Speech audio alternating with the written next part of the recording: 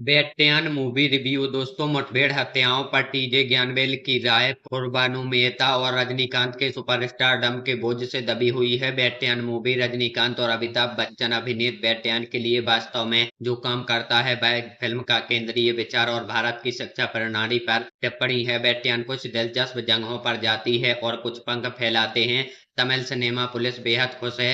वे हमेशा से ऐसे ही रहे हैं और पूरी संभावना है कि वे आगे भी बने रहेंगे। इसलिए बेटियां जैसी फिल्म का महत्वपूर्ण है।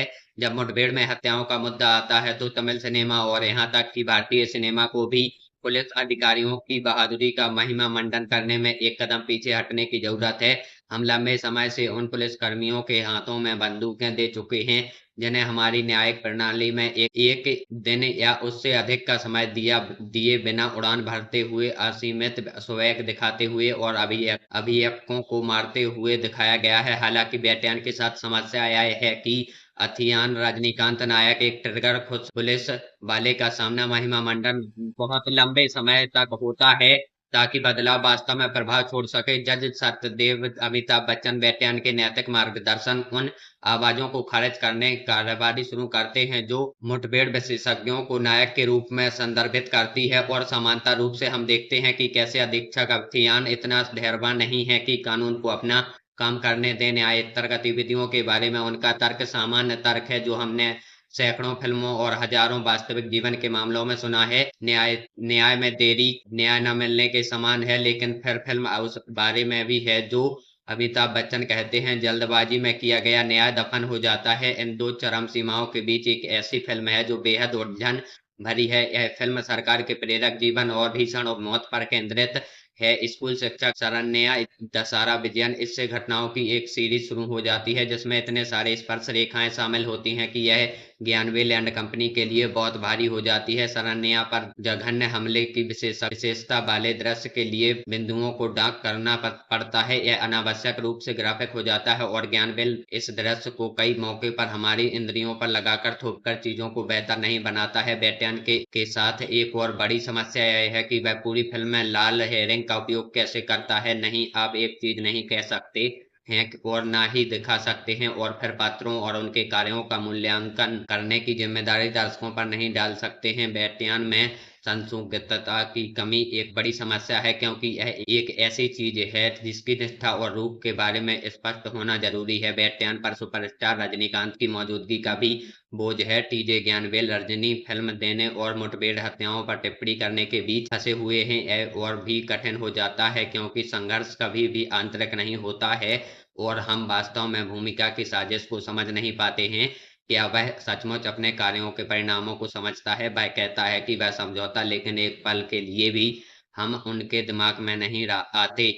साथ ही फिल्म में किसी गलती का अनुमान लगाया जा सकता है और यह ऐसी प्रतिक्रिया से जुड़े तनाव को दूर करती है। यह बेटियान के मामले में भी मदद नहीं करता है क्योंकि कलाकारों के सबसे बड़े नामों में से एक को फिल्म के लगभग 3/4 हिस्से तक पेश नहीं किया गया है। बेटियान के लिए वास्तव में जो काम करता है वह फिल्म का केंद्रीय विचार और भारत की शिक्षा प्रणाली पर टिप्पणी है।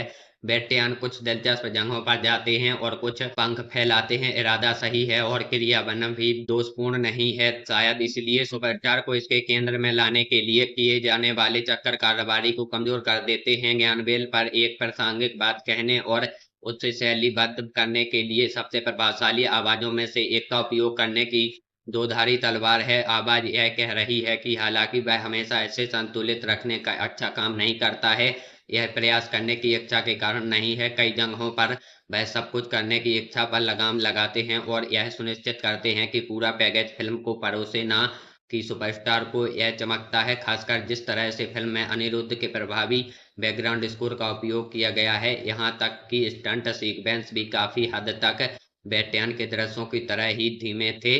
बेटियान का एक अन्य पहलू जहां ज्ञानवेल एक मिश्रित बैग प्रदान करता है वह है कास्टिंग और चरित्र चित्रण। स्टार कास्ट के कद की देखते हुए कोई भी यह महसूस किए बिना नहीं रह सकता कि मंजू वारियर और राणा दग्गुबाती जैसे नामों को एक कच्चा सौदा दिया गया था। फहद फासिल ने एक विचित्र भूमिका निभाई है जो और भी अधिक हो सकती थी, और यह अफसोस की बात है कि उनके दृश्य मजेदार मोड़ और ध्यान भटकाने वाले स्पीड ब्रेकर के मिश्रित बैग के रूप में काम करते हैं। दुशारा विजयन को ज्यादा कुछ करने को नहीं मिलता, लेकिन यह फिल्म की आत्मा बनकर चमकती है। बेटियान एक ऐसी फिल्म है जो अमिताभ बच्चन और रजनीकांत के कंधों पर आधारित है, और ये दोनों दिग्गज एक बार फिर साबित करते हैं कि वे भारतीय सिनेमा के प्रतीक क्यों हैं।